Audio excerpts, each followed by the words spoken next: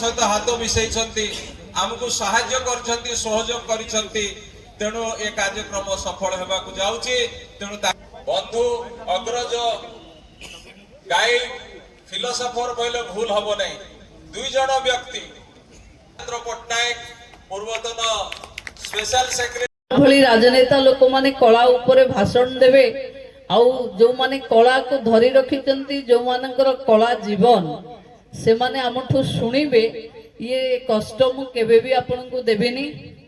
धन्यवाद आपण माने दियंतु आम मुख्यमंत्री को जे कलार गोटे बहुत बड़ पुजारी एवं ये कलाकार मानकर सहायता पाई एबे आपण मानकर बहुत डिमांड थिला आम कलाकार मानकर भत्ता टिके वृद्धि हो आमे बहुत अल्प टिके वृद्धि करिचु सेथिरे 40 रु 80 वर्षर कलाकार माने 3000 टंका पाइबे और जो मान को 80 वर्ष हो गलानी से माने 3500 पाइबे एवं मु आज एठी बसी कथा होथि से तबले अलगा जे कोनोसी देश को आपण जिवे तार जदि गोटे स्टिंग धरिवे से स्टिंग होची आम 56 भोग भितरे थिबो एंती कोनोसी खाद्य बाहरे नाही जहा आम ठाकुर खाउना तेणु सबुर स्वाद सबुर स्वर सबु परिवेश प्रकृतिर सबुर मेल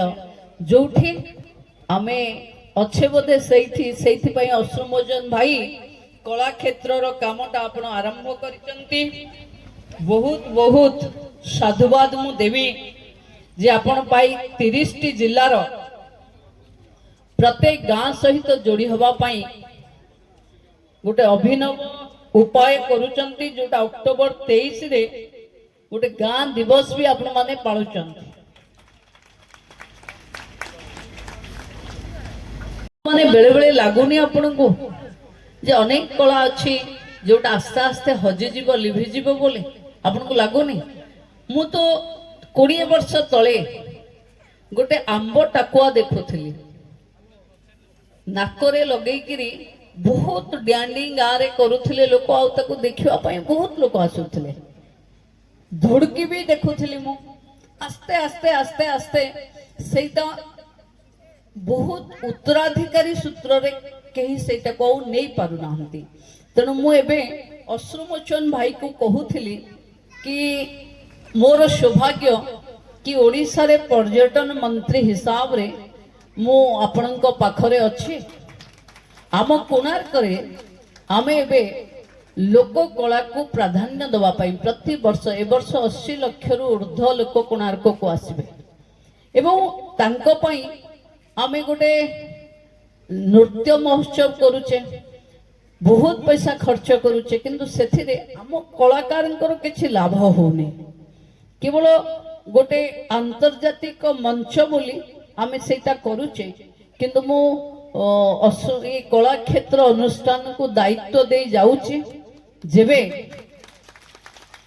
ଆପଣ ଗାଁରୁ ହଜି ଯାଉଥିବା ଇଏ ଲୋକ କଳାକୁ ସାଉଁଟି ଆଣି ଅଶ୍ରୁମୋଚନ ଭାଇ ଗୋଟେ ଟିମ୍ ବନାନ୍ତୁ ଏବଂ ସେ ଟିମ୍ରେ ଆପଣଙ୍କୁ 365 ଦିନରୁ 300 ଦିନ ରୋଜଗାର ଦେବା ପାଇଁ କୋଣାର୍କରେ ଗୋଟେ ଲୋକ କଳା ପେଣ୍ଡାଲ କରିବା। ଆମେ ସେ ଲୋକ କଳା ପେଣ୍ଡାଲରେ କଳାକ୍ଷେତ୍ର ଅନୁଷ୍ଠାନ ଦାୟିତ୍ୱ ନେବ। କୋଉ ଦିନ କୋଉ କଳାକାର ସେଠି ପରିବେଷଣ କରିବେ। ଏତେ କୋଣାର୍କ ପୁରୀ ବୁଲି ଆମ ଅଞ୍ଚଳକୁ ଏତେ ଲୋକ ଆସୁଛନ୍ତି, ଆଉ ଆମେ ଆମ ଗାଁରେ ଥିବା କଳାକାର ଭାଇମାନଙ୍କର ଦୁସ୍ଥ ସ୍ଥିତିକୁ ରଖିବା କି ତାଙ୍କୁ ବି ବଢେଇବା। ଆମ ଠାକୁରଙ୍କ ମୁହଁ ଦେହ ସବୁ ଦେଖୁନାହାନ୍ତି, ପୁରା କଳା। ଆଉ ଆମର ସବୁଠୁ ବଡ଼ ଆରାଧ୍ୟ ଦେବ ହେଲେ କଳା ଠାକୁର। ତ କଳା ଠାକୁରଙ୍କ ଜାଗାରେ କଳା କ୍ଷେତ୍ରରେ ମହୋତ୍ସବ, ମୁଁ ଭାବିଲି ଆଶିଷ ଭାଇକୁ ଆସି ପଚାରୁଥିଲି କି ଅଶ୍ରୁମୋଚନ ଭାଇର ଗୋଟେ ବଡ଼ ଫ୍ୟାନ୍ ମୁଁ ଯେତେବେଳେ ସେ ମୋତେ ଡାକିବାକୁ ଯାଇଥିଲେ ମୁଁ ମନା କଲି, ମୋ ପାଖେ ସମୟ ନାହିଁ, ମୁଁ ଯାଇପାରିବିନି। ଟୋଟାଲ ଟିମ୍ ଯେଉଁମାନେ ମଞ୍ଚରେ ଅଛନ୍ତି ସମସ୍ତେ ଏତେ ମନ ଦୁଃଖ କଲେ, ମୋତେ ଲାଗିଲା ମଞ୍ଚରେ ଆମମାନଙ୍କୁ ସାରା ଜୀବନ ହସୁଥିବା ଲୋକମାନେ ଆମ ପାଖରେ ଦୁଃଖୀ ହେଇ ଯିବା କଥା ନୁହେଁ। ତା ପାଇଁ ମୁଁ ଗୋଟେ କାର୍ଯ୍ୟକ୍ରମକୁ ବାତିଲ କରି ଆପଣଙ୍କ ପାଖକୁ ଆସିଲି। ବନ୍ଧୁମାନେ, ଆମେ ଜାଣିଛେ କି ନୃତ୍ୟ, ସଙ୍ଗୀତ, ଚାରୁକଳା, ମନ୍ଦିର କାରୁକାର୍ଯ୍ୟ, ଅଭିନବ କଳା, ଶକ୍ତିର ମାଟି, ଏ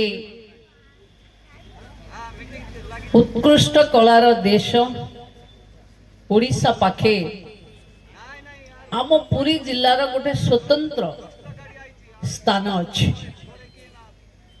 ମୁଁ ଭାବେ ଆମ ଗାଁରେ ଯେବେ ବିଭିନ୍ନ ଜାଗାରେ ଆଶ୍ରିତ ଭାଇ, ମୁଁ, ଆମ MLA କ୍ୟାଣ୍ଡିଡେଟ୍ ମାନେ ଯେତେବେଳେ ଆମେ ବିଭିନ୍ନ ଗାଁକୁ ଏ ଉତ୍ସବରେ ଯାଉ, ଆମେ ବେଳେ ବେଳେ ଭାବୁ ଚୈତନ୍ୟ ଆସେ ଆମକୁ ଶିଖେଇ ଦେଲେ ନା ଆମ ଲୋକ ଆପେ ଆପେ ଶିଖି, କାରଣ ଚୈତନ୍ୟଙ୍କ ମାଟିକୁ ମୁଁ ଯାଇଥିଲି। ଚୈତନ୍ୟ ଯୋଉଠୁ ଆସିଛନ୍ତି ତାଙ୍କ ପାଖେ ବି ଏତେ ଭବ୍ୟ କଳା ନାହିଁ ଯାହା ଆମ ଓଡ଼ିଶା, ଆମ ପୁରୀ ଜିଲ୍ଲାରେ ଅଛି। ତେଣୁ ମୋତେ ଲାଗିଲା କୋଉଠି ନା କୋଉଠି ଆମ ମାଟି, ଆମ ପାଣି, ଆମ ଲୋକଙ୍କ ଚାଲିଚଳନ, ଆମ ପରମ୍ପରା, ଆମ ସଂସ୍କୃତି ଜଗନ୍ନାଥଙ୍କ ଭାବବେଗ, ଜଗନ୍ନାଥଙ୍କ ସଂସ୍କୃତି ସହିତ ଏତେ ଓତପ୍ରୋତ ଭାବେ ଜଡ଼ିତ ଯେ ଲୋକ କୁହନ୍ତି ପୁରୀବାଲା ଖାଲି ଡାଲମା ଖାଆନ୍ତି। ମୁଁ ସବୁବେଳେ ଯିଏ ବାହାରକୁ ଯାଏ ମୋତେ କୁହନ୍ତି କି ପୁରୀବାଲା ଖାଲି ଡାଲମା ଖାଆନ୍ତି। ମୁଁ କହିଲି ଏଇଥିପାଇଁ ଖାଆନ୍ତି କି 56 ଭୋଗ ଖାଉଥିବା ଠାକୁରକୁ ଦେଖିଲା ପରେ ଯୋଉଟା ସବୁଠୁ ଭଲ ସେଇଟା ହିଁ ଲୋକ ଖାଆନ୍ତି। ପର୍ଯ୍ୟଟକ ଚାହିଁବ ତାହେଲେ सी भी आपण सहित जड़े हे भजन कर जहाँ ढोल बजे आसुची से ढोल बजे पार जहाँ गिटार बजे आसुची से गिटार बजे पार तो लाइव डेमोन्स्ट्रेशन करने सह ओडिशा फूड रो भी एक बजार आम कोणार्क रे लगेबू तेणु मु भावुची प्रभु जगन्नाथंकर बोधे इच्छा थिला कि कला क्षेत्र ये गुरु दायित्व नौ से मु आज आपण पाखक आसीची बहुत जल्दी जेते जल्दी आपण माने व्यवस्था करे देबे लिस्ट करे देबे सेते जल्दी मु आपण पाखे ये सुजोग को पहुंचेबी जो थरे आम गाँव कलाकार पाखे गोटे भल रोजगार रहिबो। आश्रित भाई तो जो कहती जी आश्रित माने भगवान जगन्नाथ तार ही कथा बुझु थांती। आश्रित एभली जगार विधायक जे पिपिली चांदुआ बिना कौनसी साजसजा असंभव।